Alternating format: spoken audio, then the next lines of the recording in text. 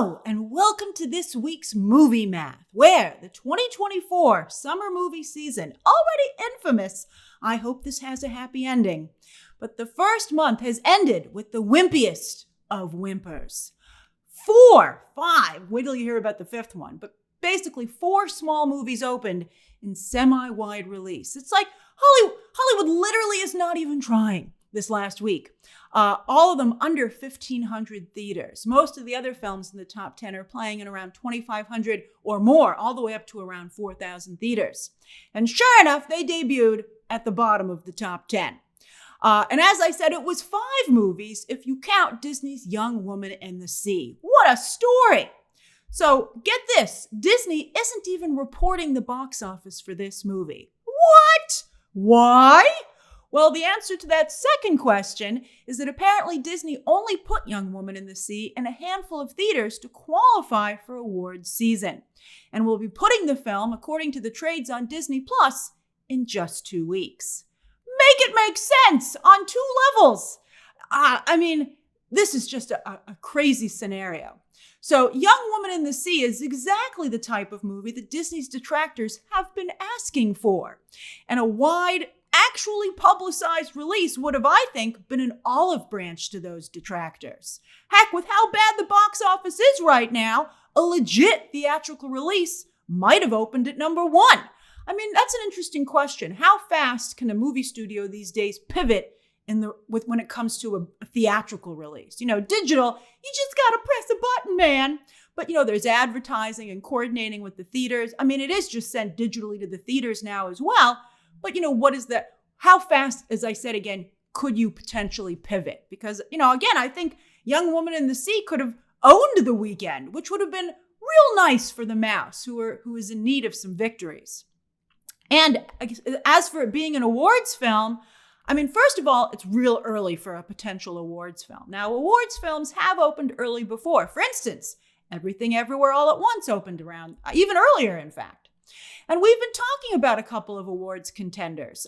For instance, Dune, obviously, but also Civil War and Challengers. But when you look at those films and you look at Young Woman in the Sea, one of them does not fit with the others. And that's because Young Woman in the Sea is a really old school movie, which is why Disney's detractors, I think, would like it so much. But it's the same quality that I think that would make it really not at all competitive with awards voters. So it's clearly a commercial film, not an awards competitor. So the release strategy baffles me. But then get this, if it's going to hit Disney Plus in 2 weeks, that's the same weekend that Inside Out 2 hits theaters, which is another Disney movie. Why offer such a strong stay-at-home option when so much is relying on Inside Out 2 hitting that $100 million its opening weekend? Not just for Disney, but the entire industry is relying on Inside Out 2 hitting that mark because we haven't had one so far this year.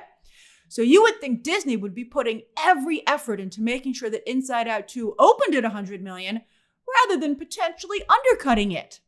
Now, the 2-week debut has not been made official. Again, only the trades have floated it out there. So hopefully, Young Woman in the Sea will pivot. As I said, when it comes to digital releases, they can pivot a little differently. And this isn't going to go to iTunes and digital release like that. It's going to go straight to Disney Plus. So Disney has total control over this release, this streaming release.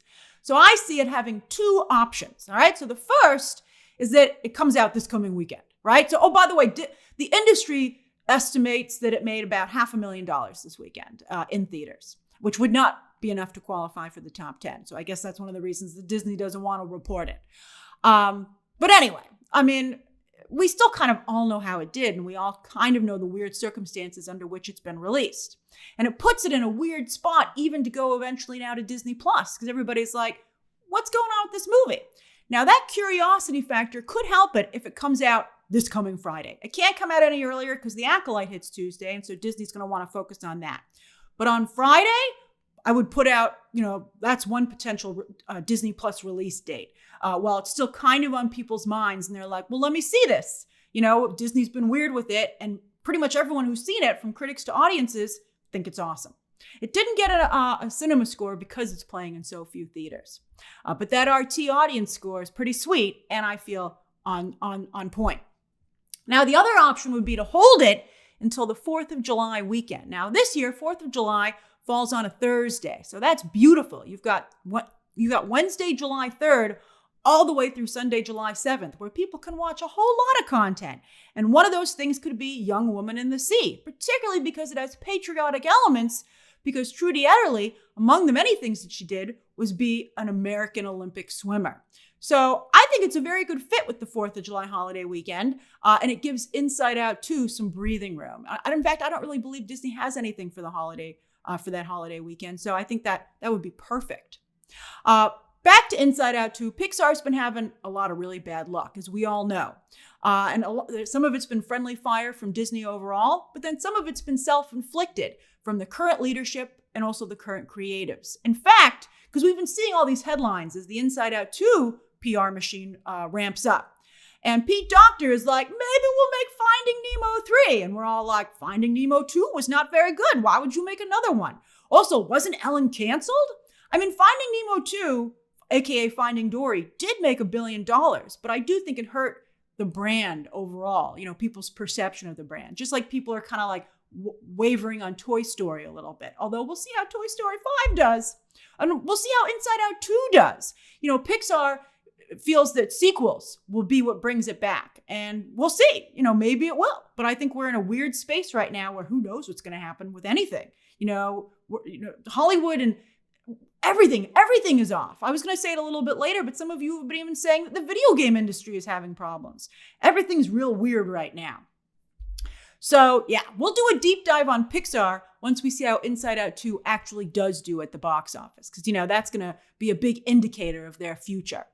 Now back to this weekend at the box office with no major new releases, 5 little scrappy ones. This was supposed to be a chance for last weekend's Memorial Day movies. As we've discussed many times before, Memorial Day is a real iffy holiday when it comes to movie releases. Sometimes they do well, though. Sometimes they do well, speaking of holidays. But anyway, this weekend was supposed to be a chance for those movies to make up for their dismal debuts. Not really. I mean, the big-ish winner ended up being Paramount's If, which is in its 3rd weekend and fell just 33%, hitting $80 million domestic and giving it an outside shot, but a shot nonetheless of hitting the century mark domestic, a mark that Garfield and Furiosa are never going to hit. It ain't going to happen for those 2 movies. So If is, I don't even know if it'll catch up to If, they'll catch up to If at all, to that 80 million. So at least Garfield, though, won the weekend. But after its low debut and a 42% drop in its second weekend, it's not going to have the staying power of, say, Puss in Boots 2. Oh, that was incredible. What a run. What a deserved run. Love that movie.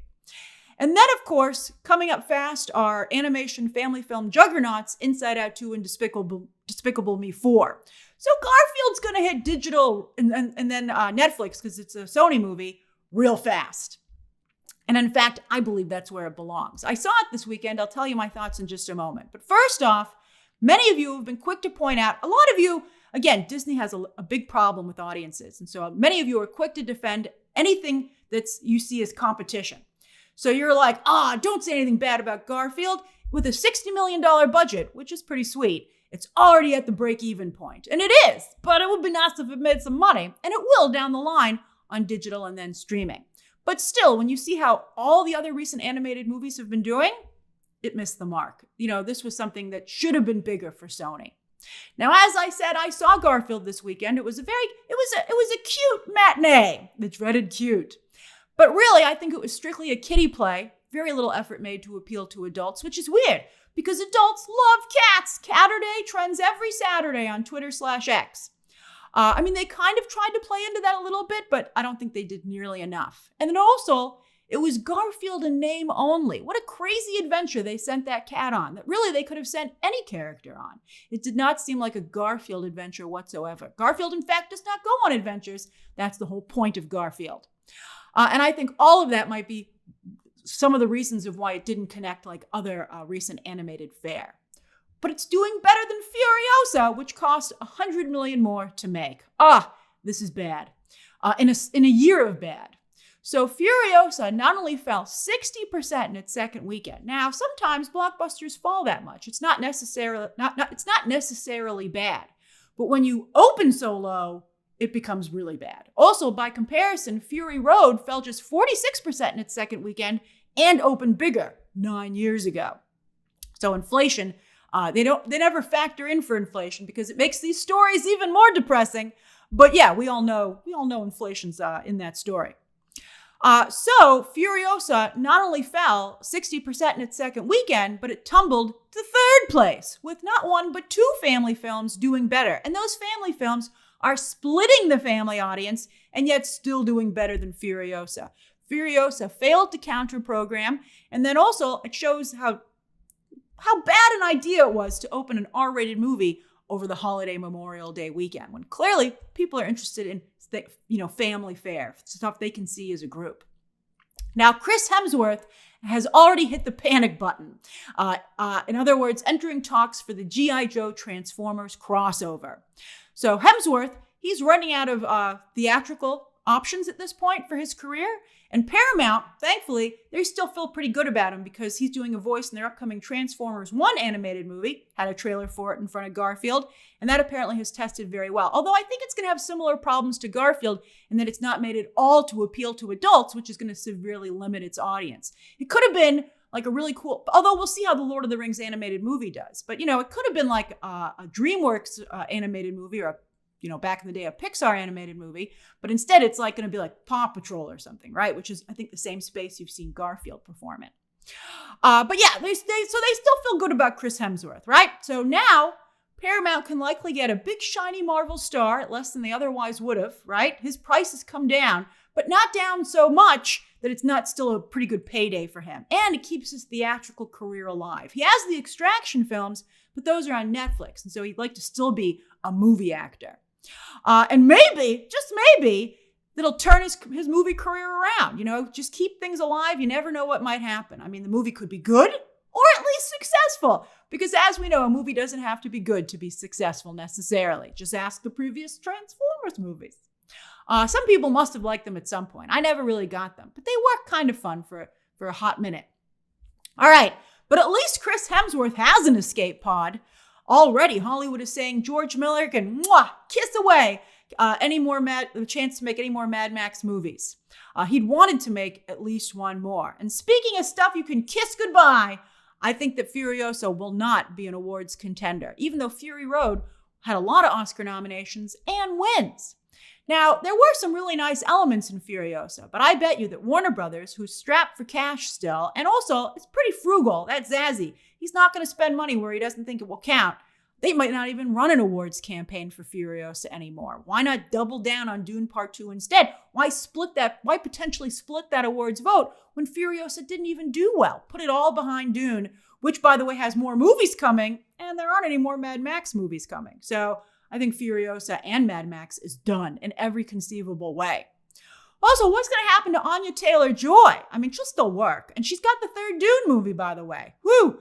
Although, is she now a little bit of a hindrance to it? Don't worry. She's joining an already proven ensemble cast. Which, by the way, sometimes those people don't do well in other movies. But people just like Dune. But after this, it's going to be hard for Taylor-Joy to get any leads in any other big productions. I think even on streaming. I think even though she had The Queen's Gambit, I think that this spent that capital. I mean, why hire her when you can hire Freya Allan, the Witcher actress who's coming off of a theatrical hit, at least by comparison? That's how Hollywood thinks. They're like, who should we hire? And they're like, well, we got, you have to pick between Anya Taylor-Joy and Freya Allan. Right now, Freya Allan looks like she's got more going for her. Kingdom of the Planet of the Apes has passed 300 million worldwide and is the fourth biggest movie of the year. It's still very far from how the Caesar trilogy performed at the box office, but in this box office environment, Disney will take it. And the film will also probably, I think, do very well for the mouse on digital and then down the line on Disney Plus and Hulu. I really like the film. I think it's a great movie. But again, overall, May has been one of the worst, if not the worst, starts to a summer movie season. It might actually be the worst. That's how bad things are. With no breakout hits, and 2024 has still yet to see a movie open at 100 million, whereas we discussed last week, by now, we would have had 3 to 4. Now that we're into May, we would have probably had 4 to 5. It's so bad. It's so bad. And as that's just for openings. When it comes to hitting 100 million overall domestic, So far, only 5 movies have been able to do so, and a couple of them just barely. And we're already in almost halfway through the year. June has some strong contenders, although the 2 strongest are undercut potentially by Will Smith and Pixar, who are both on the ropes right now. Although even the last Bad Boys didn't open anywhere close to 100 million. So the only real contender for 100 million opening is Pixar and Disney's Inside Out 2. So again, protected at all costs. July, a little better, right? I think you've got 3 contenders to open with 100 million or more. Despicable Me 4, Twisters. I mean, last time, Twisters, the first one came out like 20 years ago. So it's a little harder to predict, but I think it could be big. Although Deadpool and Wolverine, of course, we're hoping will also open with 100 million, and that's the very next weekend. I wish they were spread out a little bit better. But I have to say, the way things are going, I think there's a chance that no movies this summer will open at 100 million, and potentially no movies this entire year could open at 100 million. That's terrifying.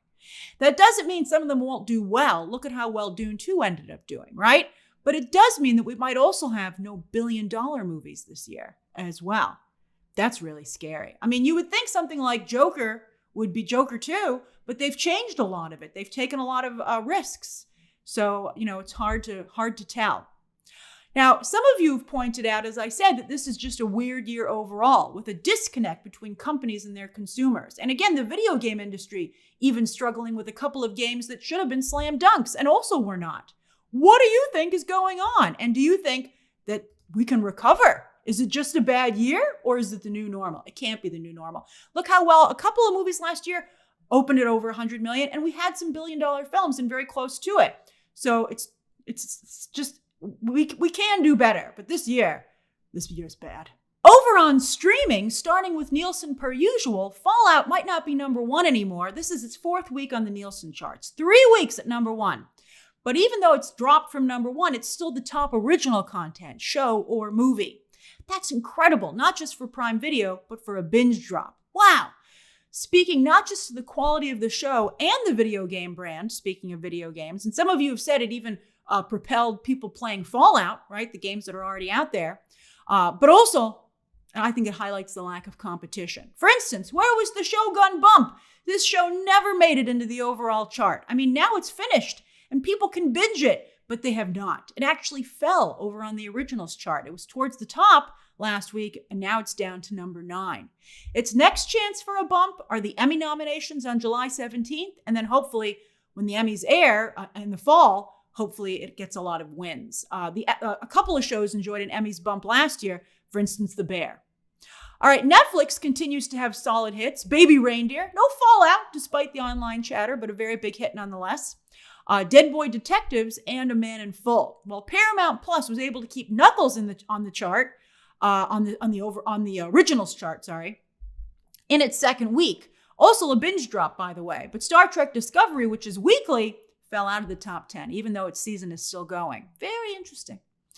Also, back to Netflix, even though it debuted Sunday night, which is the last night of this chart, The Roast of Tom Brady is already number 10. We'll see how it charts next week when it has a full week.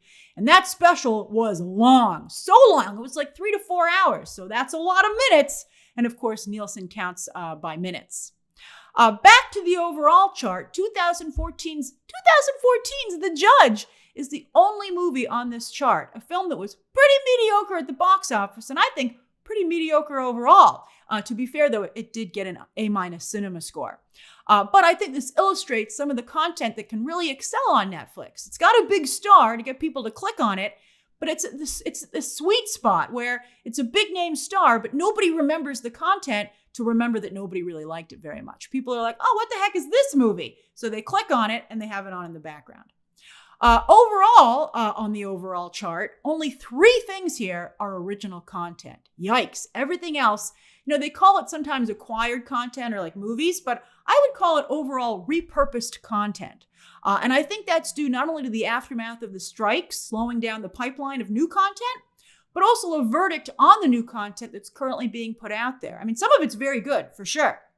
But clearly, viewers like some of the older formulas that were around for so long for a reason, because they create what I like to call comfort content. And I think that's one thing that current streamers are not putting out.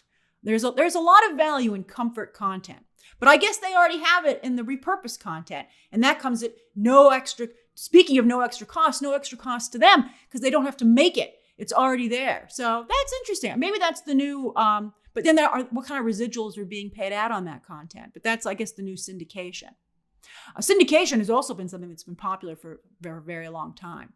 As for Netflix's own charts, Atlas can boast the #1 spot, but it's a hollow victory in a very bad week for JLo, who's been having a lot of bad weeks, but this might be her worst.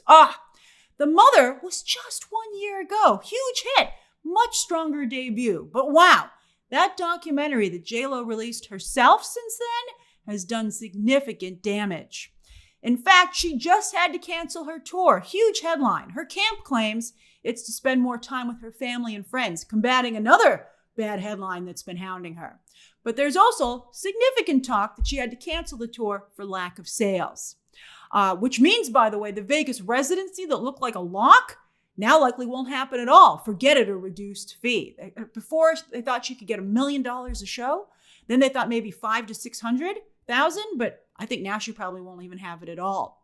And I've heard JLo puts on a great show, by the way, right? So now some in the media have said that JLo, that her fall speaks to the current online misogyny. But I think there's also an argument to be made. I've been talking to some friends of mine, particularly those that are big JLo fans, who watched that documentary that she put out, that feel that this is really self-inflicted. And I think people aren't doing, well, who knows who's putting those stories out there about the misogyny, but I think the media isn't doing JLo any favors by, not doing a true post-mortem. And it is a post-mortem. Never say never in Hollywood. Everybody loves a comeback, but this is pretty bad. Do you think JLo can come back? All right, with shows, Bridgerton continues to rule supreme with season 3, not only #1 again, but seasons 1 and 2, which were already in the top 10 last week, now even higher up on the chart. Netflix users also continue to love their scandals, be it Ashley Madison or Baby Reindeer, which is still doing very well. Again, not Fallout levels, but very, very well. And then another Jurassic animated series has yet again solid numbers. Tires, a little on the weak side, but the Shane Gillis comedy already has been renewed for a season 2, and he had a cameo in the new Eminem music video, so the controversial comedian is still very much in the game. Godzilla Minus One hit Netflix on Saturday, and we'll see how it did on next week's charts, but we can already see that it's done very well on iTunes. It's exploded. It's #1, and it also trended on Twitter over the weekend as well. Not only did the film memorably win the Oscar for Best Visual Effects, but writer-director Takashi Yamazaki has recently signed with CAA, and you can be sure that his Hollywood team is using all of this to get him the best Hollywood project possible. Will it be his own original project, or will he join a franchise? And I think, considering what a hardcore fanboy he is, I think that's one of the reasons he connects so well with that audience. I'm guessing franchise. Now, of course, Yamazaki has also been talking about a potential sequel to Godzilla Minus One, but that, of course, depends on Toho. Will they work to follow the Hollywood playbook a little bit more, especially that they found that they can compete? Or will they continue to make films to the beat of their own drum? I think it would be nice to be somewhere in the middle. But this is very encouraging to film industries from other countries. I talked last week about Hollywood going the way of Detroit or Pittsburgh, cities that used to be the home, the only place that a product was made, only for it to become a global product.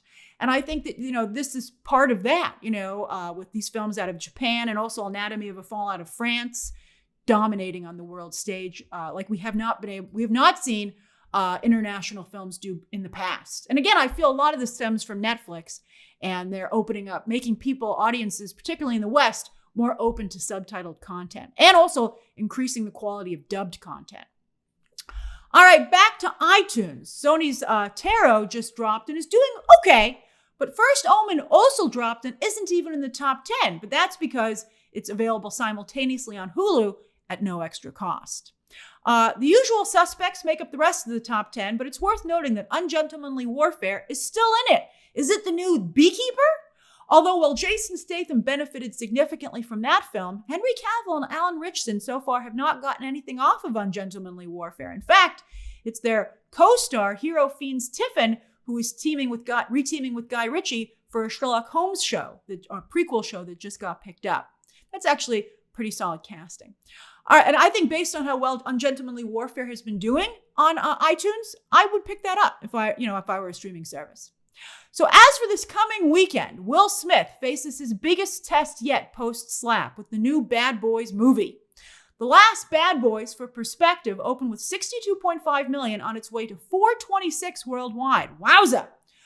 Will Smith truly was, he really had fully made a comeback, right before the slap with King Richard and Bad Boys for Life and winning the Oscar. But anyway, Bad Boys for Life was Hollywood's biggest movie of 2020, the first year of the pandemic. It had come out in January, about 2 months before theaters had to close down for about a year. And it made quite a bit of money in that period of time. The review embargo lifts Tuesday afternoon, but my review, just so you know, will go up on Wednesday, as I'll be covering the new Venom and Alien trailers on Monday and Tuesday, respectively, that are coming out to play in front of this movie. So the studios are feeling confident. Tracking has Bad Boys Ride or Die opening at 50 to 70 million. That's a pretty big window, but still, no matter where it opens, if it can open anywhere in that window, it'll be one of the biggest openings of the year, which has been not great. But studios want their trailers in front of this movie. How do you think Bad Boys Ride or Die? It's a very appropriate title for the movie. How do you think it will do? Are you planning to see it in theaters? Warner Brothers is also opening The Watchers, one of 2 Shyamalan films that the studio will release this summer, this one from M. Night's daughter. Last year's Oscar-nominated Robot Dreams will also open in a handful of theaters. On digital, Back to Black drops Tuesday, while on Friday, speaking of horror, The Strangers Chapter 1 drops after a month in theaters. Stayed in there longer than The Fall Guy, or about as long, actually. They got it. This shortened theatrical window is bad. It's got to go back. Where do you think the theatrical window should be? They're worried about upsetting viewers. So some of you might revolt if it goes back to 3 months, but I think it should go back to 3 months, to be honest with you, if they're going to save movie theaters, which I think is important. All right, as for streaming films, Netflix will finally debut Hitman. I did not care for it. And by the way, Glenn Powell has been promoting this movie so much, he might already be overexposed before Twisters even starts its own ad campaign. Why is he promoting Hitman so much? If I were Universal, I'd be ticked off. I'd be like, you've put so much behind this little puny Netflix movie when I got Twisters coming up, man, and people are already going to be sick of you. He's already overshared, in my opinion. All right, so what do you think? How do you feel about Glenn Powell right now? Maybe if he takes a little bit of a break for June and then starts again in July. Because that movie, of course, comes out late July. All right, then with series, June kicks off with its first of 4 major shows. The Acolyte, oh, so good, on Tuesday on Disney+. I've seen the first 4 of 8 episodes. 2 will drop on Tuesday. And I believe, by the way, it hasn't been officially announced, but I believe it's an evening drop like Loki and Ahsoka were, which I think will serve this show quite well on social media, because the review embargo is Tuesday afternoon at 12 noon Eastern Standard Time. I can't wait to talk to you about it. All right, Mayor of Kingstown returns tonight on Paramount+, while Sweet Tooth returns for its final season on Netflix on Thursday. Then on Friday, Hulu is busy. They dropped the entire seasons of Queenie, as well as Becoming Karl Lagerfeld, where Daniel Bruhl, a.k.a. Baron Zemo, portrays the iconic but also now controversial designer. And that's this week's Movie Math. What have you been watching? What do you plan to watch? And do you think the 2024 summer movie season, heck, the movie season overall, can turn things around? And if so, when do you think that's going to happen? And also, I'd love to hear your thoughts on Young Woman and the Sea. Share them down below, subscribe today, and of course, as always, you can check out some more videos right now.